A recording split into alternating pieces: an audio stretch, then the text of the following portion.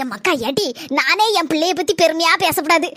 உன் மூஞ்சி அப்படி ஒரு ஐஸ்வர்யமான மூஞ்சி. அதனாலதான் உங்க அண்ணிக்காரி மெனக்கிட்டு உன்னை கூப்பிட்டு காலையில உன் மூஞ்சில முழிக்கா.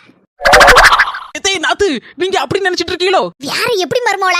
நான் எதுக்கு நாத்துவ மெனக்கிட்டு கூப்பிட்டு அவ மூஞ்சில முழிச்சிட்டு இருக்கேன்? இதுக்கான காரணம் இன்னைக்குள்ள லாங் வீடியோல வரும், மறக்காம பாருங்க சொந்தங்களே. என்னென்ன சொல்ல போற?